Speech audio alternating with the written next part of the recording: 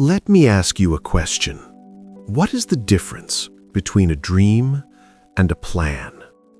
What separates the person who wants to change from the person who does? We all have those big dreams, don't we?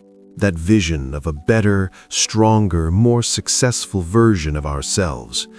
But then the morning comes, and that warm, comfortable bed feels so much safer than the cold, hard floor of action.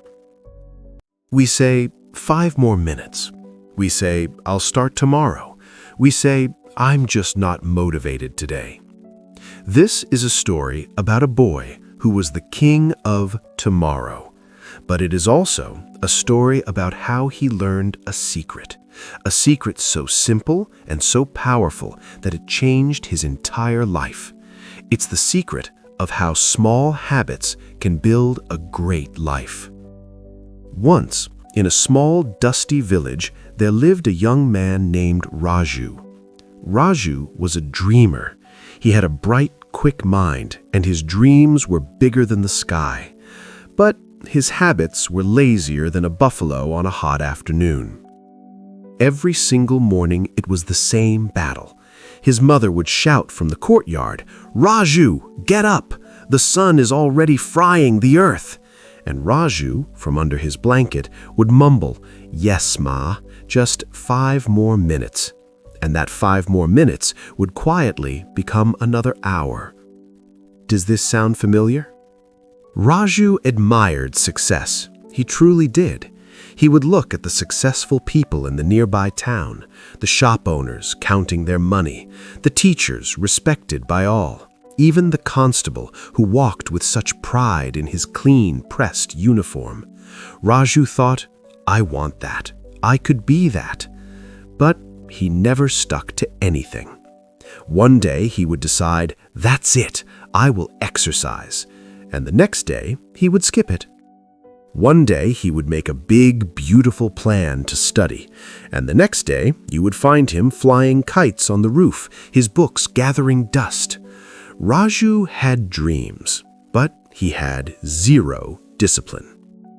One evening he met Gopal Kaka. Gopal Kaka was an elderly, retired army man who lived in a small, neat house on the edge of the village. He was a quiet man, a mystery. Raju had been watching him. Why? Because Gopal Kaka was like a clock. Every single morning, before the sun, Raju would hear the sound of his broom. Sweep, sweep, sweep, rain or shine, 4 a.m. Then Raju would see him doing push-ups, working in his garden, reading a book every single day. Raju was baffled. He thought, why? Why does he do all this? He has no boss. He has no school to go to. He has no pressure. It was a puzzle he couldn't solve. So one day, he finally asked, Kaka, Raju said, why? Why do you follow the same routine every single day? Isn't it boring? Aren't you tired? Gopal Kaka stopped his work. He smiled, wiped his forehead, and looked at Raju with kind, clear eyes. Beta, my son, he said, you are looking at the work. You are not looking at the harvest. Raju was confused. Harvest? Yes, said Gopal Kaka. Your habits are like a farmer. Right now, he said, pointing to Raju's mind, your field is empty. It is full of weeds, the weeds of tomorrow and 5 more minutes. Me, I am a farmer. Every morning I wake up and I plant. Every push-up I am planting strength. Every page I read I am planting knowledge. Every time I sweep my yard I am planting discipline. He leaned in a little. You may not see the results now, Raju. You cannot plant a seed and get a tree the next day. But one day, your habits will either feed you or they will starve you. What are you planting today? Raju didn't fully understand, but those words, your habits will either feed you or starve you, those words struck him. That night he couldn't sleep. He thought out all the times he had quit, all his unfinished attempts, all his tomorrows. What if success wasn't about luck? What if it wasn't about one big action? What if it was just about planting? The next morning, his mother didn't have to call him. The alarm was his own decision. It was dark. It was cold. He forced himself out of bed. His whole body begged, "Please sleep. It's warm. Just 5 more minutes." But he heard Gopal Kaka's voice, planting strength. He washed his face, he tied his shoes, and he went for a run. Was it a great run? No, it was awful. He could barely run 200 meters. His lungs burned. He was gasping as if he'd just sprinted across a desert. He wanted to stop. He wanted to walk.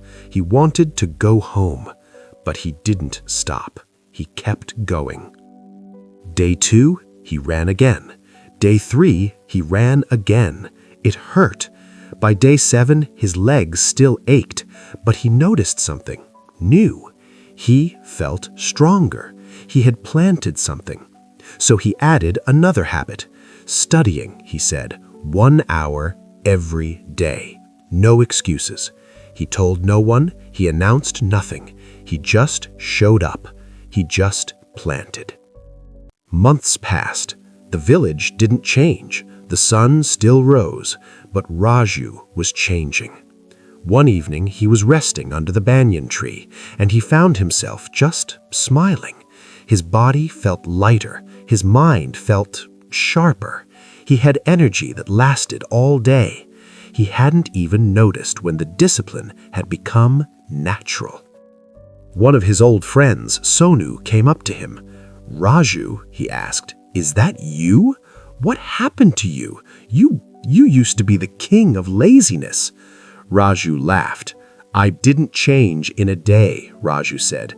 "I just started farming. I just repeated small actions every day until they became a part of me." Soon, an opportunity arrived, a government job, a recruitment drive. It required a physical fitness test and a written exam. This was the constable he used to admire. This was his chance. Raju applied. And on the day of the test, many boys from the village were there. Some were overconfident. Some were nervous. Raju just remained calm. The whistle blew. The physical test. The run. What did the others do? They sprinted. They used all their energy, all their motivation in the first 2 minutes. And then, what happened? They grew tired. They started walking. They gave up. Raju, he just kept a steady, controlled pace. This wasn't a test for him. This was just Tuesday. This was his habit. While the others' motivation failed, his discipline carried him forward. He passed easily. Next, the written exam. The other boys were outside, cramming, desperately trying to force a year's worth of knowledge into their heads in 1 hour. They were panicked. Raju was prepared. That 1 hour a day for months, that was his harvest. He had built a solid foundation. He passed that too. Weeks later, a letter arrived. Raju stood still. His hands were trembling. He opened it. "Congratulations, you have been selected." He just stood there. His mother, seeing his face, was confused. "What is it?" He looked at her, tears in his eyes, and he whispered, "Ma, your son did it." She hugged him tighter than she ever had.